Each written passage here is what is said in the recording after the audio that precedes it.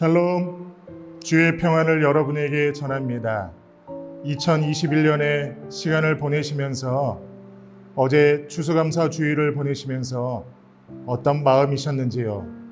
성도인 우리의 고백은 청지기의 고백으로 주인 되어주시는 하나님을 더욱 의지하며 살고 또 앞으로도 그렇게 살아가는 것이 우리의 모습이 되기를 소망합니다.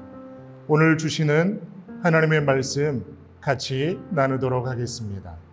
오늘의 말씀은 구제를 위한 11조 신명기 26장 12절에서 19절까지입니다. 새해마다 11조를 드리는 해가 되면 당신들은 당신들의 모든 소출에서 열의 하나를 따로 떼어서 그것을 레위 사람과 외국 사람과 고아와 과부에게 나누어 주고 그들이 당신들이 사는 성 안에서 마음껏 먹게 하십시오. 그렇게 할 때 당신들은 하나님께 이렇게 아뢰십시오. 우리는 주님께서 우리에게 명하신 대로 우리 집에서 성물을 내어 레위 사람과 외국 사람과 고아와 과부에게 다 나누어 주어서 주님의 명령을 잊지 않고 어김없이 다 실행하였습니다. 우리는 애곡하는 날에 이 거룩한 열의 한 몫을 먹지 않았고 부정한 몸으로 그것을 떼놓지도 않고 죽은 자에게 그것을 제물로 바친 적도 없습니다. 우리는 주 우리의 하나님께 순종하여서 11조에 관하여 명령하신 것을 그대로 다 지켰습니다. 주님의 거룩한 처소 하늘에서 굽어 살피시고 주님의 백성 이스라엘에게 복을 주시며 주님께서 우리의 조상에게 약속하신 대로 우리에게 주신 땅, 곧 젖과 꿀이 흐르는 땅에 복을 내려 주십시오. 오늘 주 당신들의 하나님이 이 규례와 법도를 지키라고 당신들에게 명령하시니 당신들은 마음을 다하고 목숨을 다하여 이 모든 계명을 지키십시오.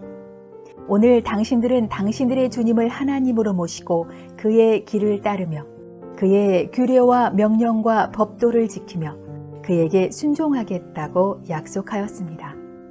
주님께서 당신들에게 약속하신 대로 오늘 당신들을 주님의 소중한 백성으로 받아들이고 그의 모든 명령을 다 지켜야 한다고 선언하셨습니다. 주님께서는 그가 지으신 모든 백성보다 당신들을 더욱 높이셔서 당신들이 칭찬을 받고 명예와 영광을 얻게 하시고 또 말씀하신 대로 당신들을 주 당신들의 하나님의 거룩한 백성이 되게 하실 것입니다. 오늘 말씀을 통하여 성도가 행해야 할 두 가지 자세를 우리는 알 수가 있습니다. 첫째로 성도는 흐르는 강물처럼 사랑을 흘려보내야 합니다. 오늘 12절을 보시면 새해마다 11조를 드리는 해가 되면 당신들은 당신들의 모든 소출에서 열의 하나를 따로 떼어서 그것을 레위 사람과 외국 사람과 고아와 과부에게 나누어 주고 그들이 당신들이 사는 성 안에서 마음껏 먹게 하십시오라고 말씀합니다. 이스라엘 백성들은 레위인들과 제사장들의 생계를 보장하기 위한 11조를 드림은 물론 중앙 성소에서 열리는 감사의 축제를 위한 11조를 드려야 했습니다. 흔히 전자를 가리켜 제일 11조라고 부릅니다. 그런데 안식년을 기준으로 매 3년과 6년에 각 성읍에 저축해 두는 제2 11조는 중앙 성소에서의 축제를 위한 것이 아닌 다른 용도로 쓰여졌습니다. 본문은 바로 그처럼 매 3년과 6년에 드리는 제2 11조의 용도에 대한 설명입니다. 즉, 매 3년과 6년에 드리는 제2 11조를 레위인과 객과 고아와 과부와 같이 사회적으로 소외되고 가난한 자들을 위한 구제용으로 사용해야 했던 것입니다. 객과 고아와 과부는 사회적, 경제적으로 소외된 이른바 이스라엘의 3대 약자 계층입니다. 그런데 여기에 레위인들이 포함된 것은 이들 역시 이스라엘 12지파 중 기업이나 분깃이 없는 자들로 오직 백성들이 자발적으로 내는 11조에 의지하여 생계를 유지하는 자들이었기 때문입니다. 이를 통하여 우리가 알 수 있는 것은 이것입니다. 하나님은 우리의 11조가 하나님을 향한 감사의 신앙 고백으로 드려지고 또한 이웃을 위해 사용되기를 바라심을 알 수 있습니다. 하나님께서는 자기 백성이 나눔의 정의를 실현하길 간절히 원하셨습니다. 그러므로 개인의 풍요와 욕망만을 추구하는 삶이 아니라 연약한 이웃과 더불어 살며 사랑과 정의를 실천하는 삶을 살기를 원하셨습니다. 하나님이 이처럼 우리에게 주신 명령은 어떻게 보면 십계명으로 요약할 수 있습니다. 그리고 그것은 사랑이란 한 단어로 압축할 수 있는 것입니다. 예수님도 마태복음 22장 37절 이하의 말씀에서 내 마음을 다하고 내 목숨을 다하고 내 뜻을 다하여 주 너의 하나님을 사랑하여라 하였으니 이것이 가장 중요하고 으뜸가는 계명이다. 둘째 계명도 이것과 같은데 내 이웃을 내 몸과 같이 사랑하여라고 말씀하셨습니다. 결국 우리가 11조를 드리는 것도 곧 하나님을 사랑하는 표현이자 이웃을 사랑하는 표현인 것입니다. 오늘 큐티 영상을 함께 하시는 사랑하는 성도 여러분, 하나님의 모든 계명은 순종을 통해 경험되는 진리임을 잊지 않으시기를 소망합니다. 이 시간 곰곰이 묵상해 보기를 원합니다. 하나님이 내게 주시고 우리 가정에게 주신 것들, 시간과 물질을 이웃을 위해서 얼마나 사용하고 있는지 돌아보고 흐르는 강물처럼 사랑 흘리는 그런 복된 여러분 되시기를 진심으로 소망합니다. 둘째로 성도는 마음의 중심이 말씀을 따라 살기를 소원하는 사람이 되어야 합니다.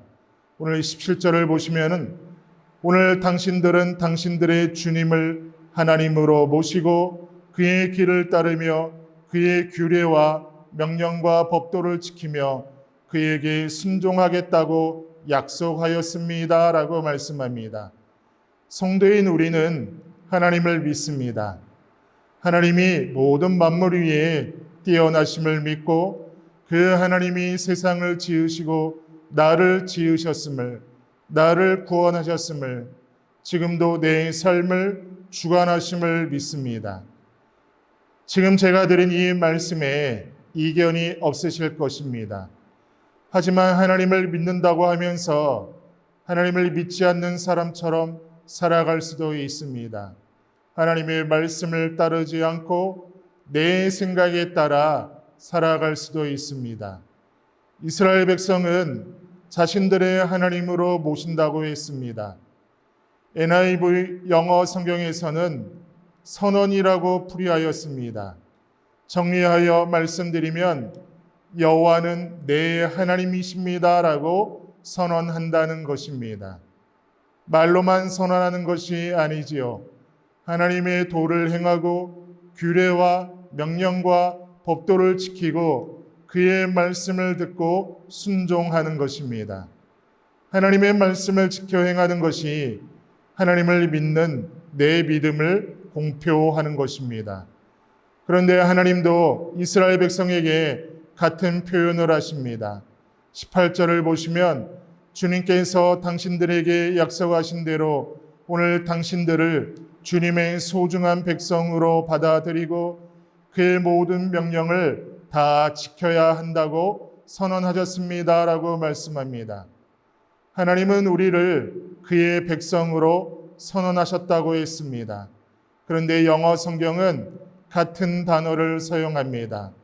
하나님의 법을 지켜 행하는 사람들을 하나님은 자신의 백성으로 선언하신다는 것입니다. 그리고 그 백성들에게 복 주실 것을 약속하십니다. 오늘 영상을 함께 하시는 성도 여러분, 곰곰이 생각해 보기를 원합니다. 신앙생활을 한다고 하면서 하나님의 말씀을 따라 사는 것이 아니라 세상의 욕심과 개인의 습관을 따라 내 생각이 우선이 되어 사는 경우가 참 많습니다. 이것은 하나님을 믿는 모습이 아닙니다. 우리가 부족해 하나님의 말씀을 온전히 순종하지 못한다고 해도 마음의 중심은 말씀을 따라 살기를 소원하는 사람들이 되어야 합니다. 그런 인생을 향해 하나님은 자기 백성이라 선언하십니다. 이렇게 마음의 중심이 하나님의 말씀을 따르는 여러분이 되시기를 진심으로 소망합니다. 그렇게 한 걸음씩 성도의 길을 걸어갈 때 놀랍고 특별한 은혜의 복이 여러분의 삶 가운데 충만히 임하게 될 줄로 믿습니다. 오늘 성도가 행해야 할 두 가지 자세를 묵상했습니다. 첫째로 흐르는 강물처럼 사랑을 흘려보내시는 여러분 되십시오. 둘째로 마음의 중심이 말씀을 따라 살기를 소원하는 여러분 되십시오. 이런 고백으로 오늘도 복된 하루 되시기를 진심으로 소망합니다. 다 같이 기도하겠습니다. 하나님, 성도로서 이 땅 가운데서 살아갈 때 하나님께서 보여주셨고 허락하여 주신 그 사랑을 또한 흐르는 강물처럼 흘려보내는 우리의 고백이 되게 하여 주옵소서. 고인물이 되지 않게 하여 주시고 흐르는 강물로서 하나님의 사랑을 마음껏 흘려보내게 하여 주옵소서. 또한 성도로서 말씀이 우리의 삶의 중심이 되고 기준이 되게 하여 주시사 그 말씀 따라 살아가는 우리의 모습 되게 하여 주옵소서. 그렇게 행하실 하나님을 믿고 의지하오며 예수님의 이름으로 기도드리옵나이다. 아멘.